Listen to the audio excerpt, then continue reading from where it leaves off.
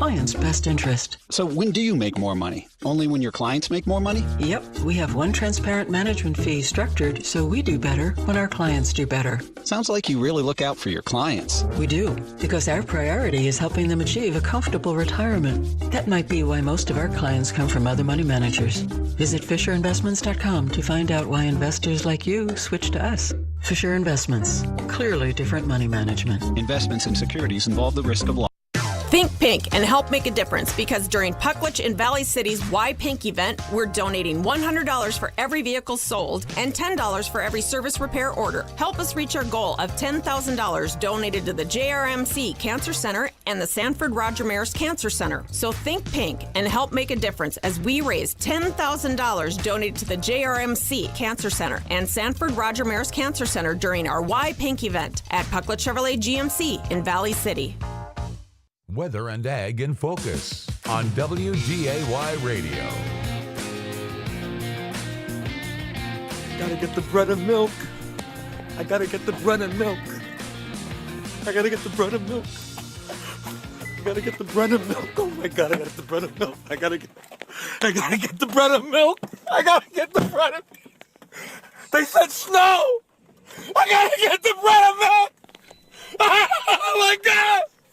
I gotta get the bread and milk. I gotta get the bread and milk. Well, welcome to Weather and Ag in Focus. We want to thank everybody for joining us this afternoon. That's just a good reminder not to freak out. It's only snow. It's only Thursday. And it's only Thursday. That's right. Oh, we have had quite a bit of snow in parts of the state. Areas of western and northwestern parts of North Dakota already picking up 11 inches of snow. Yeah, it's just snowing now from Grand Forks through Bismarck, stretching about as far east as Jamestown. If you have any travel plans going west or north of the FM area, please check the road condition reports. We are not under any advisories here immediately in the FM area. I do believe that's going to change. I would not be surprised at all to see winter weather advisories issued for the FM area. They already stretch from Thief River Falls down through Grand Forks, through Steele County, and just west of Lisbon. I do expect those to inch a little further eastward.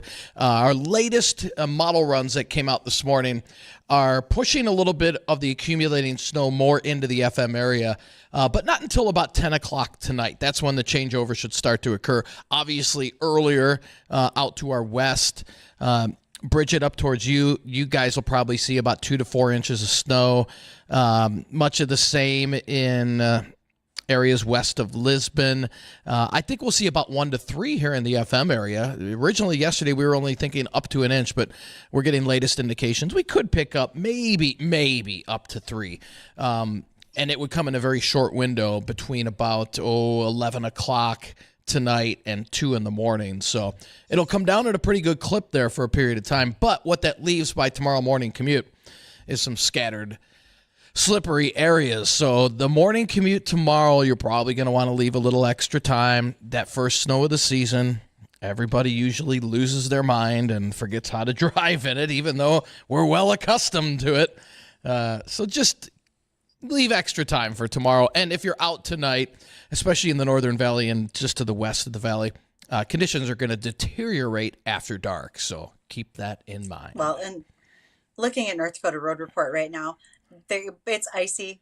Again, following that exact line of the snowfall, you see all of our roads covered in yellow, indicating ice. Here, where we are closer to Cass County Trail, even southern Grand Forks County, still just wet. That will likely change pretty quickly, is my guess, Dean. And looks like the southern end of the valley might not be even getting anything. No, like you get down to the Wahpeton area. Yeah, like Wahpeton over towards Detroit Lakes, maybe up to a half inch. But again, our latest models are trying to push this a little further south and east. So it wouldn't surprise me to see some minor accumulations even into the southern valley. But again, the first snowfall of the season, it's not a system that's going to close stuff down. But, you know, it's enough to make things slippery. So after dark tonight, before that, obviously, to the west of the valley. But after dark tonight, just keep in mind that things are going to go downhill.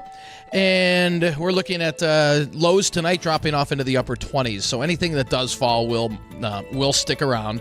And we'll have winds out of the northwest about 15 to 30 as we head into tomorrow morning. Now, by tomorrow morning, the snow's out of here. Pretty quick moving system, but the winds are going to ramp up out of the northwest, 15 to 30 and gusty. And, could see some blowing snow, especially in the morning. But we'll see breaks of sun in the afternoon, but still cold, with highs only around freezing. And even looking into the weekend, it looks like a cold weekend with highs right around the freezing mark, both Saturday and Sunday. So, winter is here, and it's going to stay with us through Halloween. Okay, so it's going to be with us through Halloween. Yeah.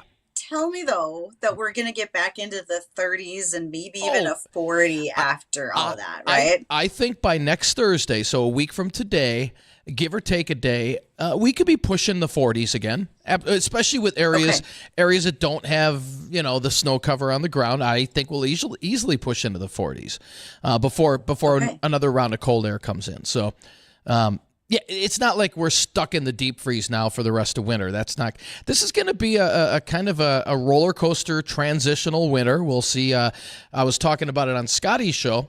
So we're about 19 days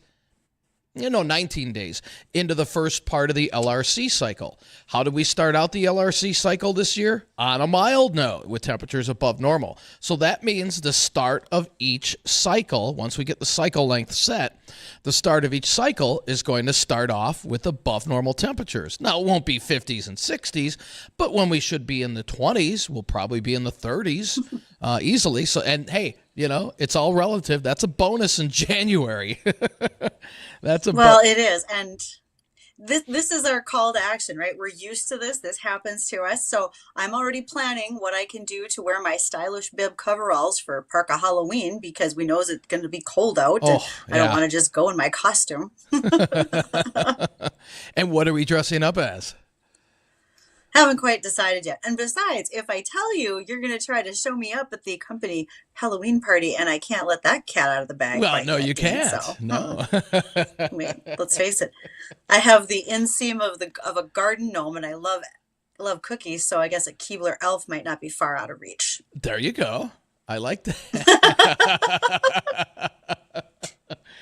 Oh man. So we've got some winter weather heading our way. So just again, common sense, be careful. Again, let's go over the snowfall amount. So snowfall in the FM area, maybe up to 3 inches. I'm thinking more 1 to 2, but conceivably we could pick up 3. Just northwest of town, let's say from let's say northern Steele County up towards Mayville. And southwestward from there will be a strip of about 2 to 4, 2 to 5 inches. But you get from around Grand Forks, let's say Thief River Falls, Grand Forks, out to about Jamestown or somewhere between Jamestown and Valley City, could pick up 6 to 9 inches of snow there. So this is really going to ramp up late this afternoon, more so evening hours into the early overnight. That's when the snow is really going to start to pick up. Well, start making those indoor workout plans for later today, people. You're not all going to get out there when you wanted to. How's that sound? That's perfectly said. And, with all this moisture, we could, in fact, see some areas that the lights flicker on and off, right? That happens. We do have the chance where we could see some power lines that don't survive as well as they maybe should. Right. And just a reminder, if you're going to start using generators, many people have them. Don't just go run and get the generator started in the garage and run it out there to power things up in the house, because that carbon monoxide buildup can seep into your home. And if you even have the door open, the wind can blow that back in, so it winds up in the house. Be careful. Know how much you need to run your generator, what it's going to power, what it's built for. If you have one that's big enough and you believe that you want to hook that up to generate power for the home, we know farmers do this fairly often.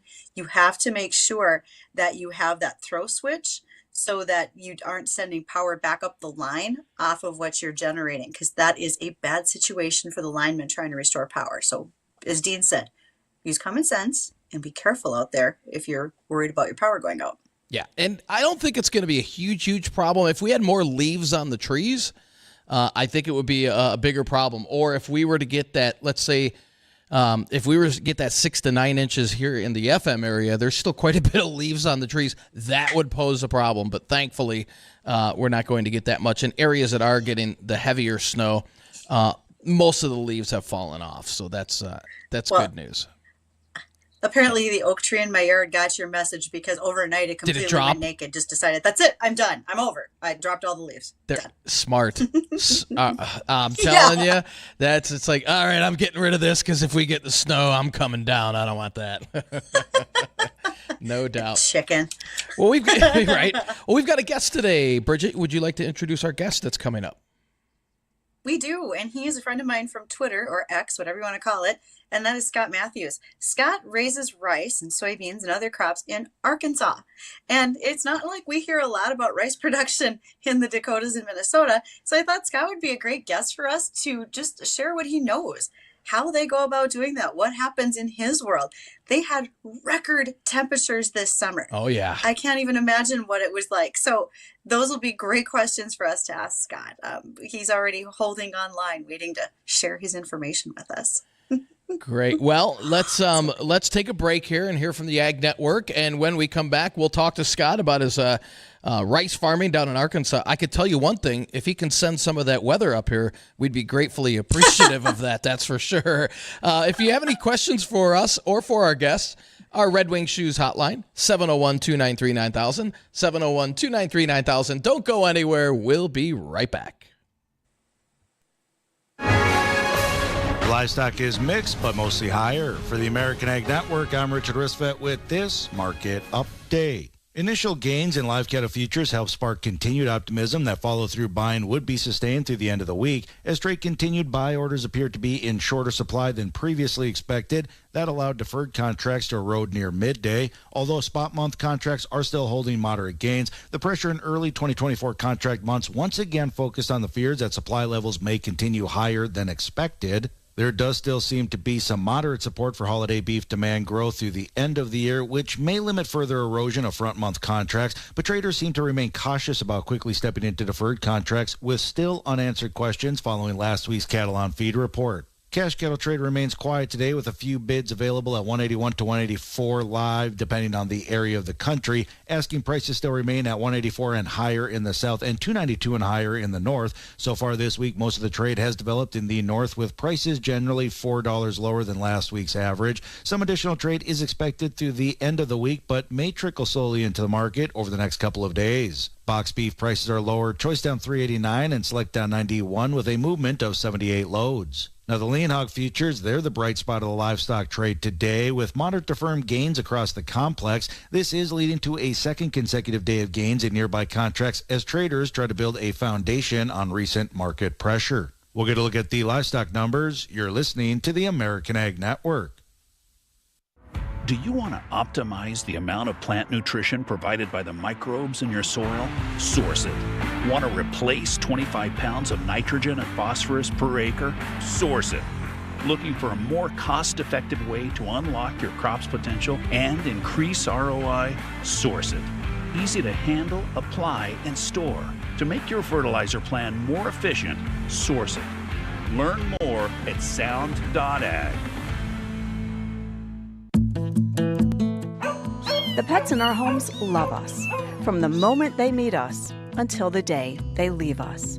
Homeless animals would do the same if only they had the chance. Be an animal's hero and adopt. Turtle Mountain Animal Rescue has the perfect four-legged family member for you right now. Find yours at turtlemountainanimalrescue.org.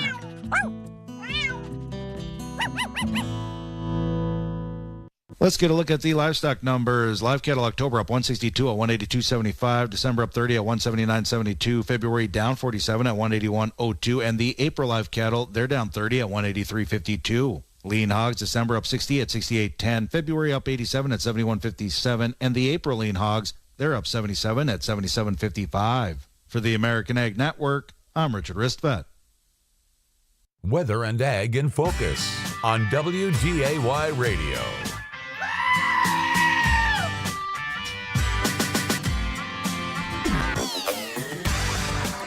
And that screaming goat is exactly what many people in the northern part of North Dakota started saying yesterday afternoon with snow accumulations. No doubt.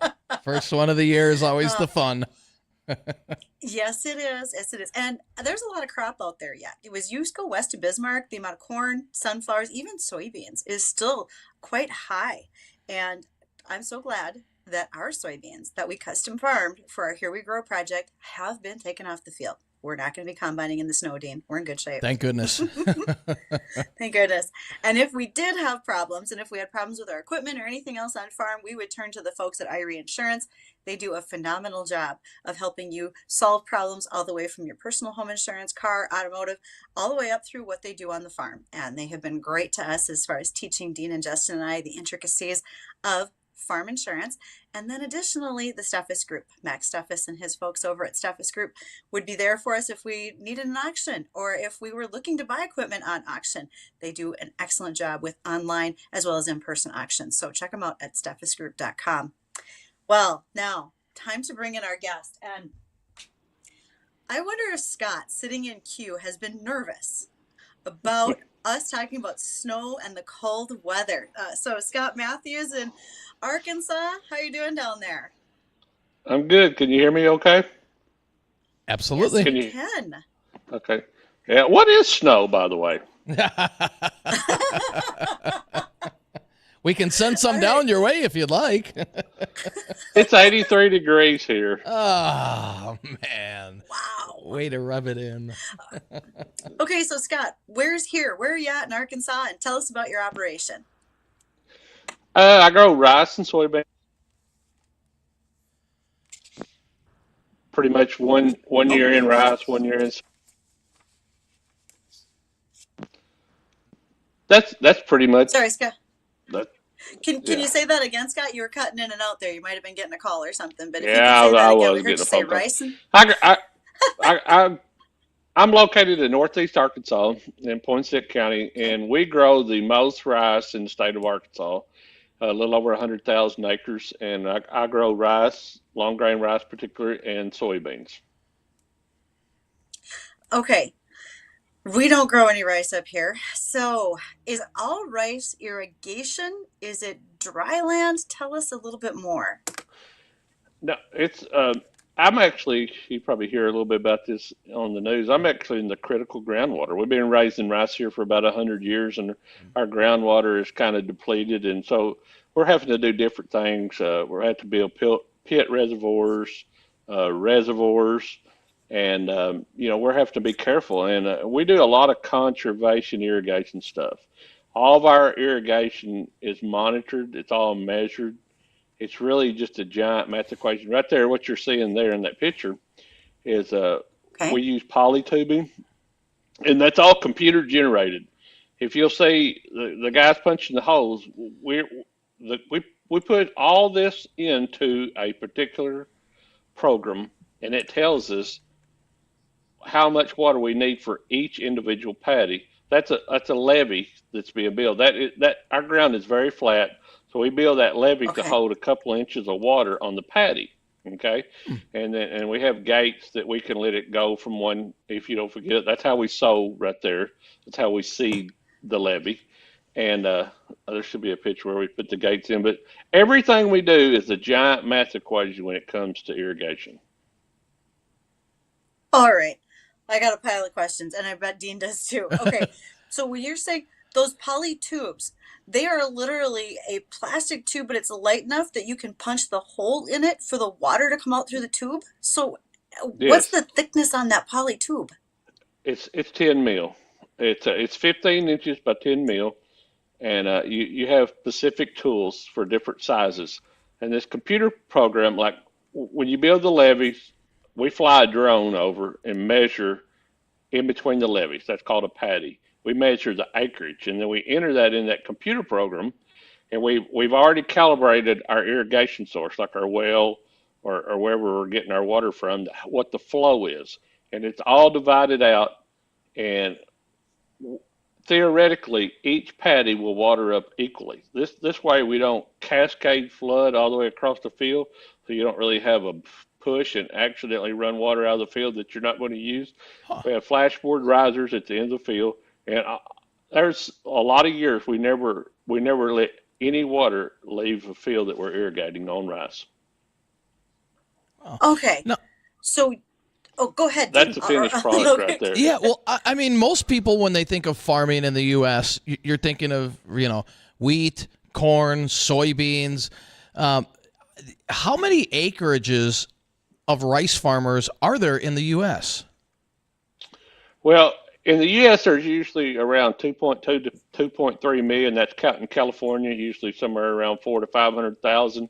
Arkansas has usually 1.3 to 1.4 million. There's a little bit in Missouri, a little bit in Mississippi, and a little bit Louisiana and Texas. But the majority, Arkansas grows the most at 1.2 to 3-4 million, depending on the year. And my county, I'm in the area northeast Arkansas. There's 4 counties around us, and we grow about 60% of all the rice in the United States. Wow. Okay, so I want to go back to irrigation, but before I do that, what are you raising for varieties of rice, Scott? You've been, I'm very fortunate. You have sent me some gifts of rice from down there, but for our listeners, what are you raising? I raise, rice is a commodity, just like everything, but it's an edible commodity. I raise long grain rice, just like in that picture, and I raise for Riceland Foods. That's what I raise. There's medium grain rice. Which is, I would say 75% of all rice grown is long grain, maybe 80%. There's probably 10 to 14% is a medium grain, and then you got some short grain that are specialty. You probably have seen the basmatis or the jasmines or some of those aromatic rices, but they make up a very small percent, but they're out there. Scott, when you said if you raise it for a food product, if it didn't go to food, where would your rice go? Like, if we raise winter wheat and if it doesn't make food grade, or like if we raise barley and it doesn't make food grade, it becomes feed. And you can do that with winter wheat in some states as well. Does anything like that happen where your rice would go to livestock feed? Well, that's an excellent question. There's certain times, there's certain conditions and certain weather that you don't produce such a quality crop, and there's alternatives. One is brokens, is Anheuser-Busch. A lot of beers brewed with rice. Coors used to actually have a plant in my hometown. Some other things is dog food, goes to pet food. Just little different specialty markets. And it really depends on the quality of the grain in that particular year, Bridgette. Okay. How do you rate your quality? Is it like we rate the quality of wheat on a protein, etc.? How do you do that for rice? Yeah, it's strictly luck of the weather that particular year. And just to explain that, we on a normal year we start planting the first week of April, maybe a few days in March, but first week of April, and then we try to terminate planting by the 20th of May, rice. Okay, so this year the very early rice wasn't of real good quality, but the rice that was planted in the middle was very good, and then the rice that was planted at the end wasn't very good, and that goes back to the weather that we had, the heat. I was in a particular area. Our weather was very site specific this year. 50 miles south of me had 18 days over 100. We only had one. And that really helped the quality of our rice, because the hotter it gets, it just cracks the kernels and seeds. And then once it gets dried down, if it dries down too quick or too hard, every time it rains on it, it re-wets that kernel and it cracks it. And that makes a lower grade of rice. And Scott, what exactly, for people that don't know, what does a rice seed look like? You can kind of see it in that fact, or that picture there, that the yellow picture. That's exactly. It looks like wheat, but a lot thicker. Okay. What I harvest out of the field, which is green, It's actually golden, but it's called green because it's not dried at the mill or at the grain bin yet. It'll be around 235 bushels per acre. It'll dry down somewhere around 210 to 215. And then that when it's dried down, the process is going to a mill, and it's milled into that rice you see in that bag. White rice. It's white rice. It's milled off. Some just take the husk off, and if you see some rice, you see brown rice. That still has the brand on it. That particular what you're seeing there has the brand milled off, and a lot of brand is used for a lot of different things. A lot of hunters like to mix it in their food supplements, for hunting, and just a lot of different things. It's all used. There's even rice flour. Oh, yes. I've got a friend who bakes sourdough, and she uses that to dust the pans because it seems to be the right thing to do for baking. Okay. It is bottom of the hour. It's 1:30 in the afternoon, folks. We need to catch up with some sponsors, but don't go anywhere because, Scott, especially you, Dean and I still have a ton of questions, so we want to keep asking. So stick with us. You can continue to send your questions to us. We're getting them right now on YouTube and Facebook. Additionally, you can reach us via our emails, weather or ag@flagfamily.com. And you can call us on the phone at 701-293-9000. That's the Red Wing Shoes phone line. Folks, we'll be right back.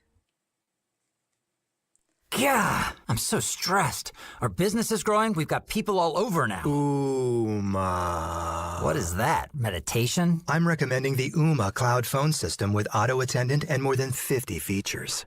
Ooma? Yep. Switching to Ooma is a cinch. Just $24.95 per month per user, plus taxes and fees. Ooma. Now you're feeling it. Find small business calm at ooma.com/radio. That's OOMA.com/radio. When your people are ready, your business is ready. Cintas makes sure they have what they need to perform their best. Whether it's freshly laundered work apparel for almost any job imaginable, fire protection systems that are tested and inspected, first aid and safety supplies, floor mats, or cleaning tools and restroom products, stocked and ready when you need them. Better work days happen together, so visit Cintas.com. Oh, I'm ready! And get ready for the workday. Let the Goose River Bank become your community bank. They believe a strong bank builds strong communities and would be proud to be your bank.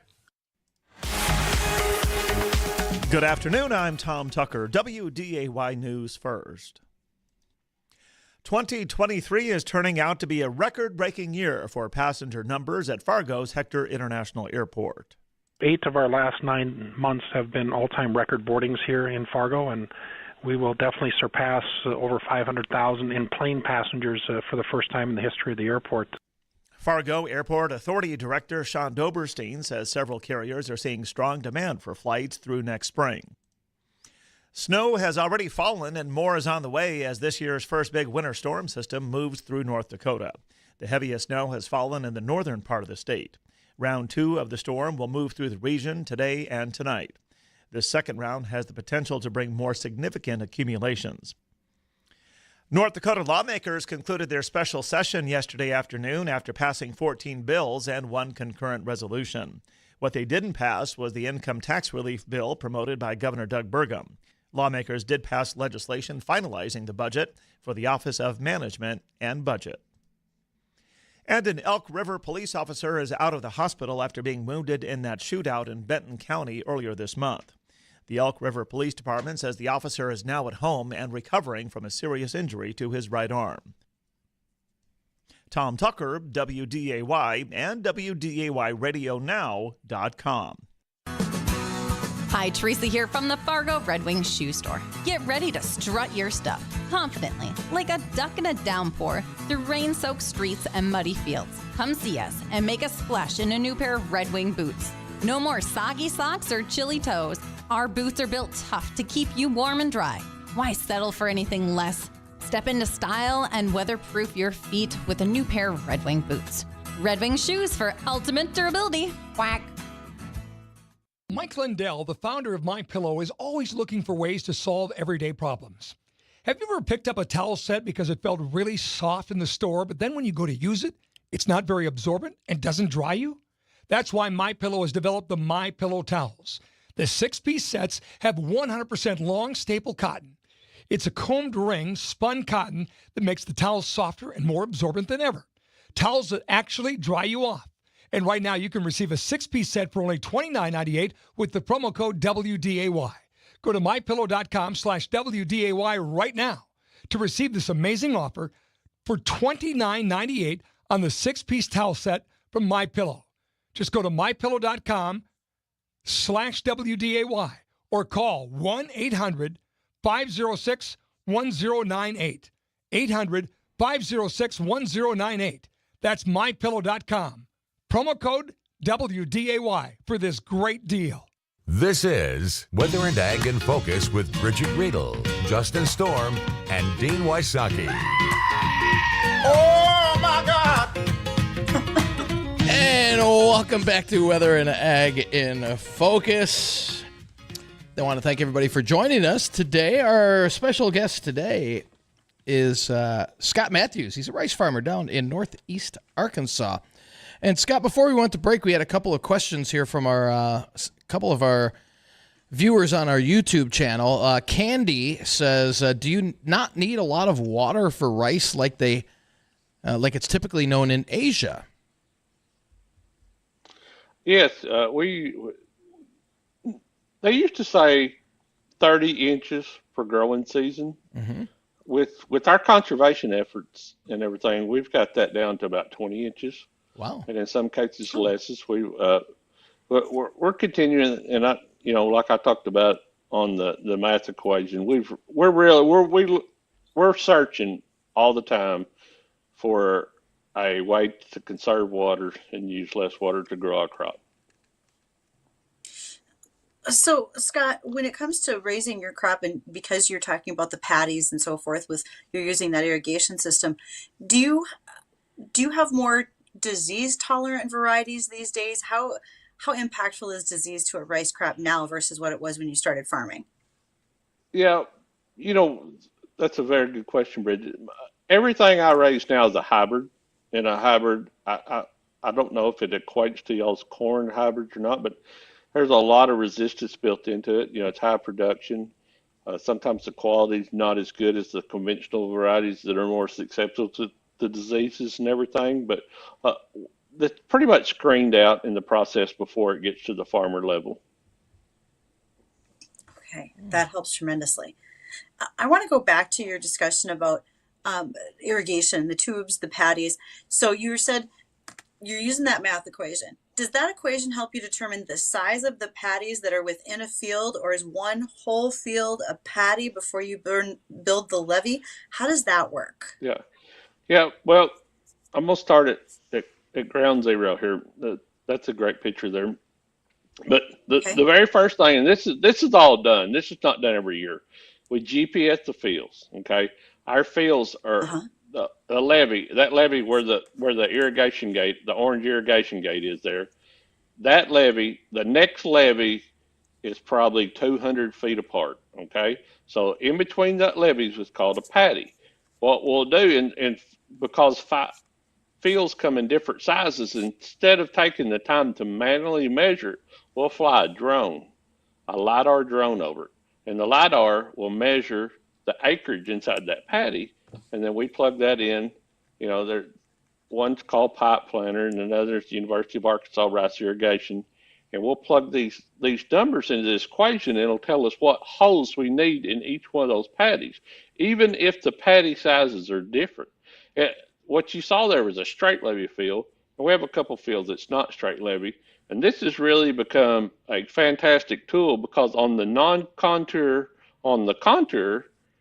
levees, we always had a hard time measuring the exact acres. But now with the drone and its ability, we get that. So we keep tweaking that system to use less water to grow our crop. Do you move your irrigation tubes within the paddy at all during the season, or they're stationary? Once you put that down, punch the holes in, it stays where it stays? I'm sorry, I got a call. Would you repeat that, Bridget? Yeah, would you repeat Absolutely. When you put those tubes down in that particular area, in that patty, do they move at all across there, or do they stay stationary once you set them down at the start of your season? We have a tool that lays in and builds a little trench, and you hope that it stays in there. Now, because it's close to the edge, If you get a big rain, it will roll that pipe. You have to go in to straighten it out, And then you have some animals, because it is plastic. You have some animals, a turtle or a raccoon or a coyote or a deer will step on it. It's not bulletproof. I mean, it's a lot of work, but the absolute worst thing about polypipe don't equal the success you get out of it during the year. But it can be a pain. Boy, no kidding. All right, Scott. Do you ever plant seedlings, or do you always plant like straight rice kernels? What does that look like? Say it again, Bridgette. I'm sorry. That's all right. I'm so glad I got time with you today, because you're a busy man. So when you plant rice, is it ever seedlings, or is it always like seed rice that you plant? No, it's dry seed. It's dry seed, and it's all mine is always drilled. It's always drilled. Okay. John Deere 1990 air drill. Okay. The hybrid we shoot for about 21, 22 pounds, which is about 400. We shoot between 425,000 seeds per acre, roughly. Okay. If you was planting a conventional line, it would be instead of 21, 22 pounds, it'd be 70 to 90 pounds probably. So does that make sense? How tall does rice get when you've got it going out through the growing season? Yeah, that's an excellent question, and it goes along with your disease. They try to breed out the tall varieties because we do have thunderstorms and wind, and even an occasional hurricane. Thank the Lord we didn't have one this time. But the taller the rice is, and the better it is, the more it is subject to lodging, laying down. And that's a harvest nightmare. It's something similar to y'all's green snap, But most varieties, there's a few varieties that's called a semi-dwarf, and they stand the wind a lot better. Most varieties are probably 32 to 34 inches tall. Okay. So about as tall as we are, Bridgette. Wow. roughly the same height. Right. Oh, man. Well, Scott, we've got a couple more questions from some of our YouTube watchers here. One of the questions here, can a small homestead do this, or is this not cost effective? Ooh.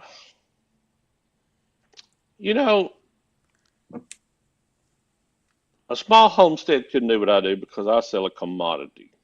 A small homestead, if they was interested in growing a specialty rice of some kind, yes. Matter of fact, there's a guy, and I from former Twitter, now X, as Bridgette says, there's a guy from Colorado, and I DM him a lot, and he's actually trying to grow a little bit of rice for a market in Colorado. So, yeah, there is some small markets out there. And another question from one of our listeners is, have you seen an increase in rice demand due to a lot of people going gluten-free now, where they can't have wheat?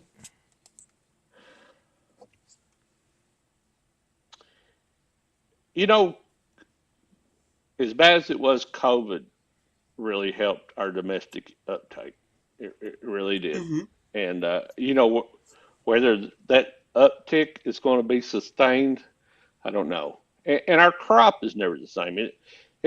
Our crop, even though, I said, corn 90 million, soybeans 90 million, wheat 60 million, we're 2.3 million. You say, well, you ought to be able to sell all that. It's not. It's basically the same fundamentals. It's supply and demand.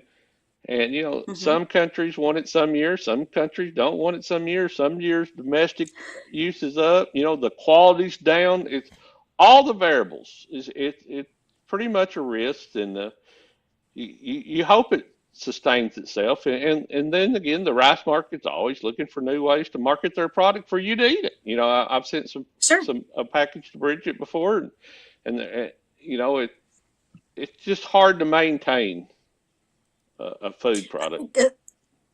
And you're right. It is a commodity crop, and people's diets and tastes change. I don't know that Dean and I are going to be custom farming rice anytime soon. This seems like that we'd have a pretty steep learning curve. Like, how do you combine, Scott? Do you have to drain water off, or has the water already drained away? And then do you just run a regular combine through there with a multi-crop header? Yeah, that's a great question too, and I'm gonna kind of back up and walk you through it. We plant the rice the 1st of April in there, and right before the last week of May, 1st of June, we'll put the big shot of nitrogen on. And as soon as we put the big shot of nitrogen on, we flood it. And then we maintain that flood all the way to about the 10th of July. The 10th of July, we'll put a little booster shot of nitrogen on, which is called mid-season. And that pushes the head out. And as soon as that rice plant, they say 75% headed, but I like to be 100% headed and turned over. That's when we start reducing the flood. We reduce the flood approximately 2 to 2.5 weeks. You don't want to do it too early, but you want 2.5 weeks, and theoretically, you want to cut on dry ground, even though your ground's been flooded all summer. And I run a stripper header, because they use in wheat. There's equally as number of drapers, just equally. And I put that picture in there for a reason, because I don't know if you got the picture of the heat. That right there is your beautiful picture. That's when rice, to me, is the most beautiful. You got to remember, there's 100,000 acres around here, and I live in the country. I don't have a neighbor for 3 or 4 miles. It's every other field's at least a rice field. At 4 or 5 o'clock in the afternoon, our heat indexes will get to 120 to 130 degrees.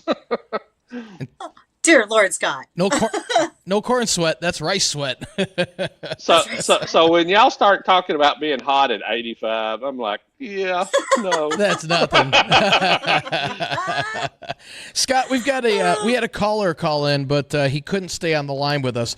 But he did want to pass along a question. He asked, does rice get planted like a normal grain, or do you have to make adjustments to the field in some way?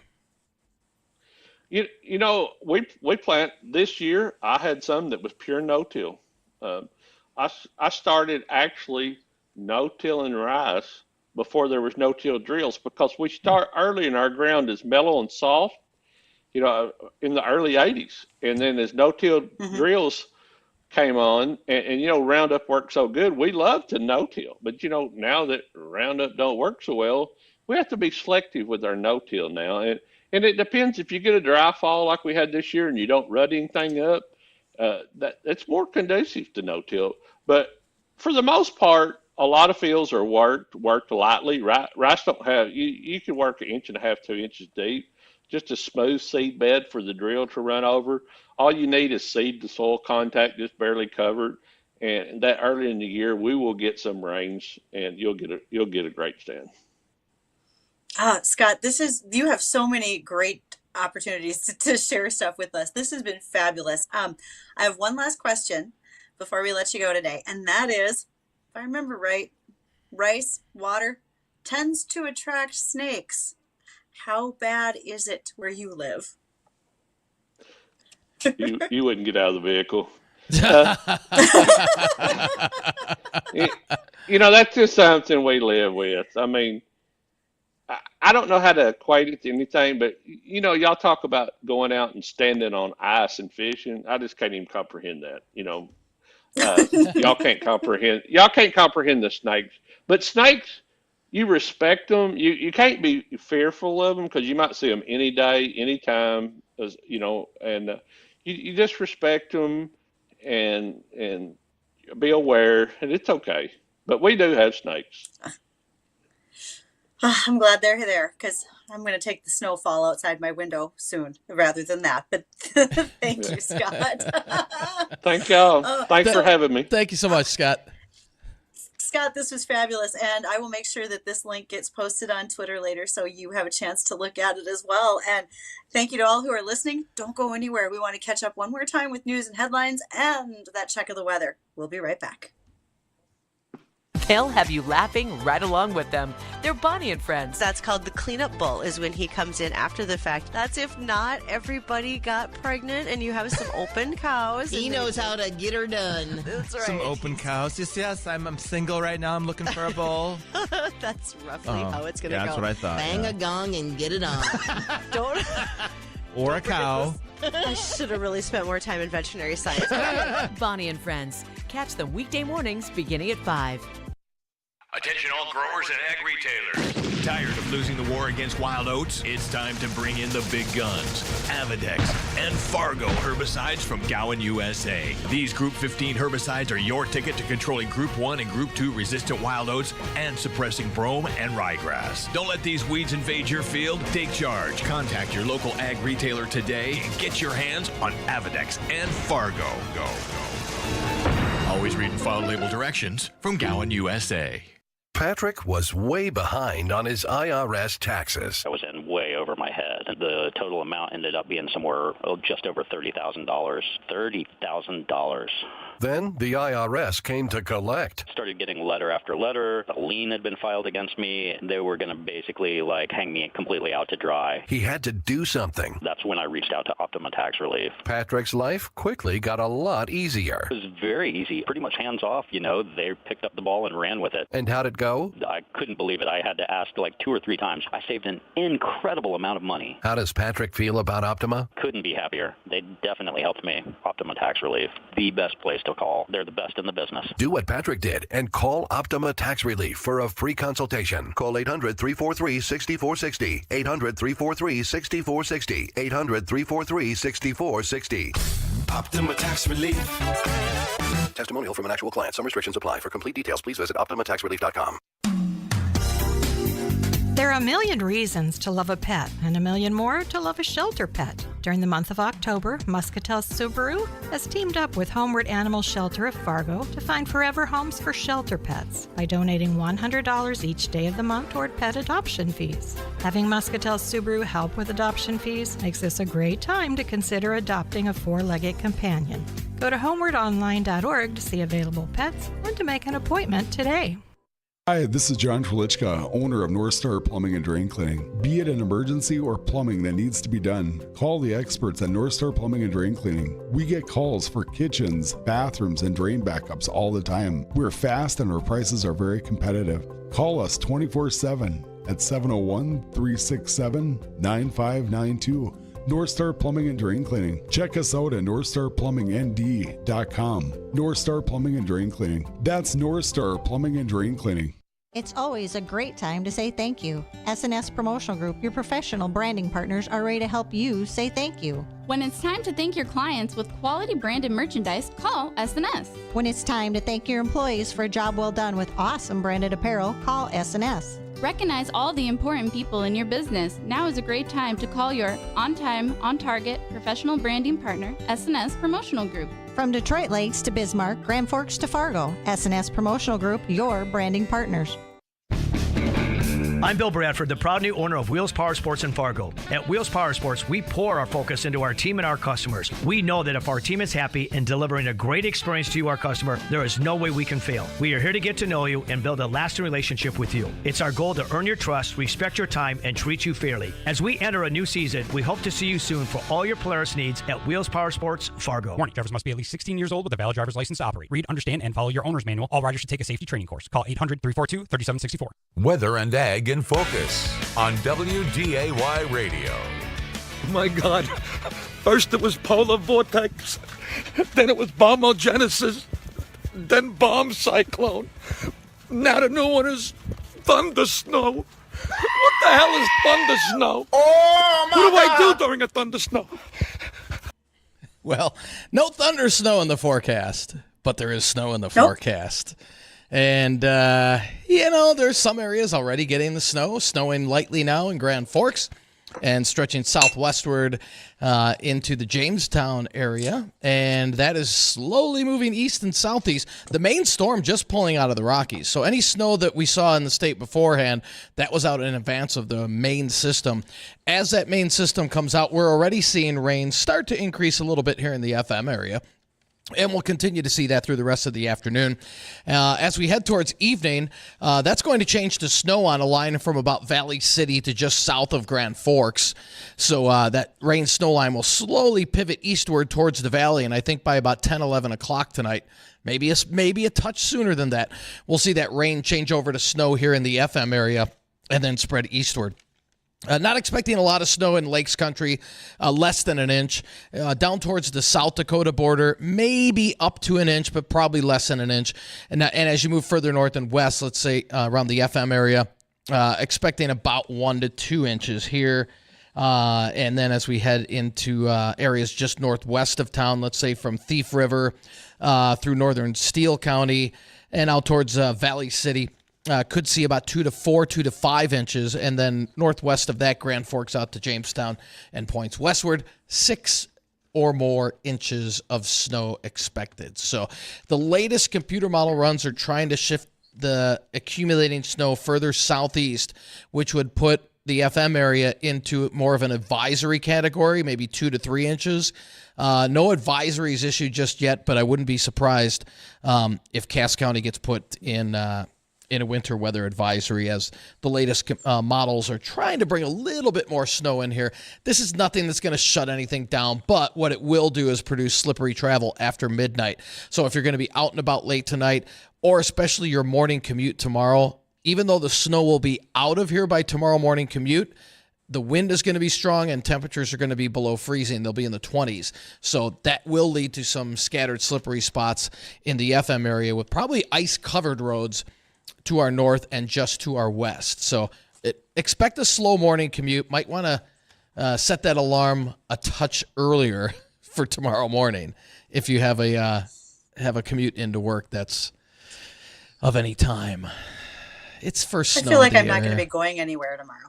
Well, hey, you were supposed to go west, so I mean, it's not going to be anything that shuts everything down. You'll be able to get around tomorrow, but again, it's that first snow of the season where everybody kind of loses their sense of, oh, that's right, this is how you drive in the winter.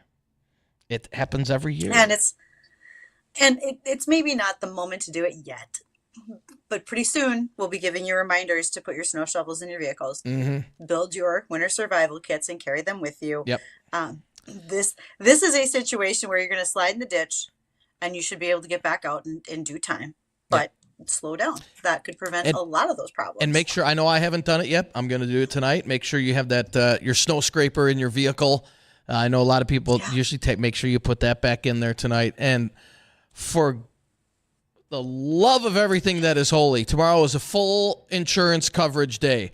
So if you don't have full insurance on your car, if you don't have full liability, you have to have full coverage insurance to be out on the roads tomorw. Yeah. If you're liability only, this is not going to be. That's the day to stay home. Avoid that. That's the day to stay home.